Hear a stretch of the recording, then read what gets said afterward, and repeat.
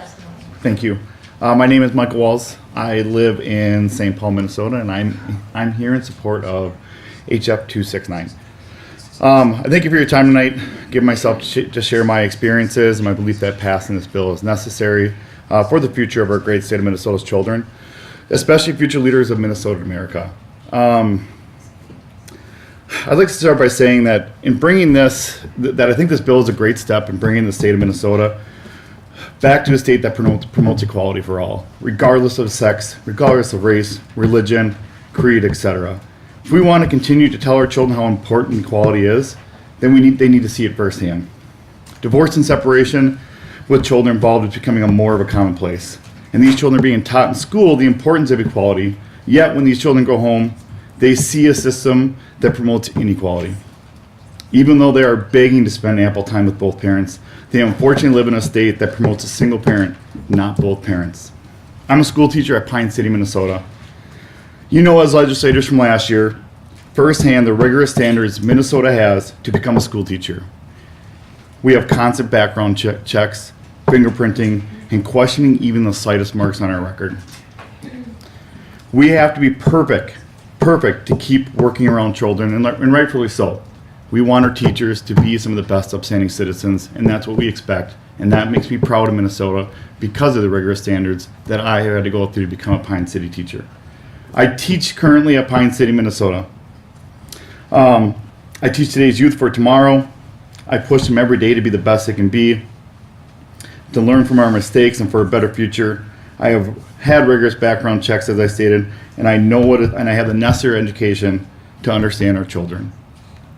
But now let's get to what happened to me as a dad in family court. My case has been in the court system, and decisions that have been made since the new August 2015 best interest criteria that were put in place. My personal experience is that changes to the best interest criteria did nothing to change anything in family court practices and have been known for decades to be biased against fathers. Judges still feel they need to pick the better or worse parent, and there is a broad assumption that dads are worse and more easily disposable. In court, our court required a custody evaluator that advised that I was not only a fit parent, but that I posed no physical or emotional harm to my son, and that he could be present in my presence for any amount of time, and there'd be no physical, emotional, or harm or any type of danger whatsoever. Yet I'm limited to approximately 24 hours a month. Yes, you heard that right. 24 hours a month. My son will turn 3 this July. 3 years old, and not one overnight. For one of your educators in St. Paul, Minnesota, who teach children every day for 35 hours a week. And I see this firsthand. My son will, again, he's 3 years old. We have been in litigation since he was born. I wanted to be there since day one. I'm not a bad parent, but because we have outdated laws that encourage a one-parent system while limiting one time for a parent like me and essentially telling us that we are not important and that we should be lucky enough to get to spend time with our children. I've been told this. The mother of my son actually moved from Minnesota from Wisconsin across the border from a lawyer's suggestion, because St. Clair County is a 50-50 shared parenting state. I would have had 50-50 shared parenting within 6 months, net at the very latest.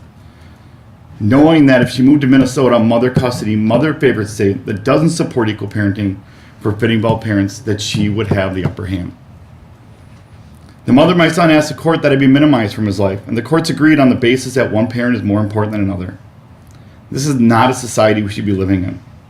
As a teacher that sees this problem occur in our children's emotional behavior when one parent is limited or cut out, it pains me not only to see these difficulties they go through every day, but to know that my son will be likely going through the same struggles that these children go through when a parent has effectively been cut out by one parent.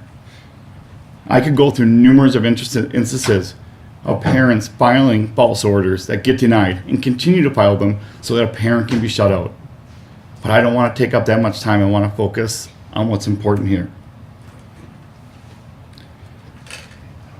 And also to know that there's other teachers, possibly even my child in the future, that has to go through these difficulties as these cycles continue. I will not be giving up advocating for equal access that I believe my son deserves, whether it be through legislators or courts. I have spent 5 figures so far, and I would not be surprised if that gets up to 6 figures. And it's taken $40,000+ just to establish rights and a parenting time schedule. Just to get rights and a parenting time schedule with no overnights and minimal parenting, and this appears to be ongoing. That is $40,000 that could have gone towards my son's future education. The most difficult thing is that I am not the exception, I am the rule. We need to stop this now. Our children deserve this equality. They are already going to have to clean up some of the messes we inadvertently made as a society. Don't let this be another mess that they have to clean up for us. The time is now. Don't let it be our children or grandchildren who have to make this obvious change in equality while they see another generation of emotional instability due to this obvious inequality. The stats are out there that show the importance of both parents being equally involved in children's life. If both parents are willing and able and don't have a history of emotional or physical abuse that may harm the child, this should be the standard. The presumption of equal access in our society advocating for both parents is right, and the time is now to acknowledge that it's right. I thank you for this time, and when you consider your decision on this bill, think about the children that are sitting in school wondering if and when they're going to be able to see their parent again. When realistically that kid should be worried about when the bell is going to ring for recess. They should be worried about if they finish their assignment correctly. They should be worried about if they're going to make that first shot in the basketball game. Not worried about when they're going to see the other parent. Please vote yes on this bill. In my opinion, it's almost a little too late, but it's a step forward in the right direction, and it's long overdue. Thank you.